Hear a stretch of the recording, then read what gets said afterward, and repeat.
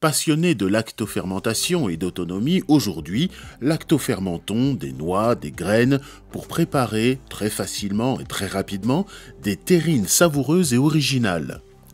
Les graines de tournesol, qui contiennent des vitamines du groupe B, de la vitamine D, du potassium, qui est facile à cultiver, sont l'ingrédient de base de notre préparation et les autres graines ajoutent texture et saveur, nutriments multiples.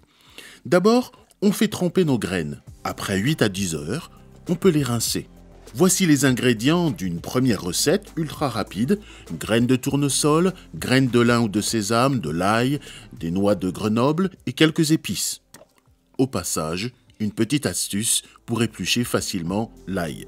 Mettre le tout dans un robot en prenant soin d'ajouter la pointe d'un couteau de ferment lactique adéquat, c'est-à-dire Acidophilus bifidus. C'est un mélange de probiotiques bien connu dans la confection de yaourts bulgares par exemple.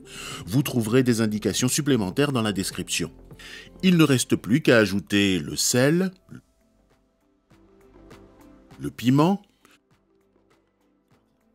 une belle pincée de cumin et mixer en ajoutant de l'eau petit à petit jusqu'à obtenir une texture d'une pâte à gâteau consistante par exemple. Et c'est fini.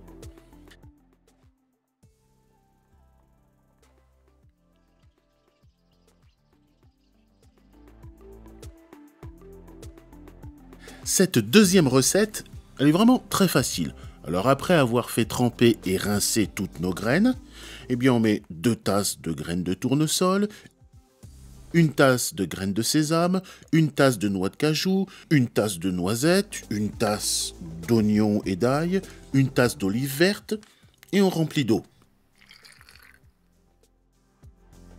Et on rajoute 1 cuillère de sel, 1 cuillère de poivron séché, 1 cuillère de poivre noir concassé, 1 cuillère de curry ou de massalé, et puis de l'acidophilus bifidus bien sûr, pour ensemencer le tout correctement et mixer jusqu'à obtenir un mélange homogène et consistant. Il ne reste plus qu'à couper en petits dés 3 figues sèches ou une demi-tasse d'olive noire dénoyautée et émincée, et c'est fini.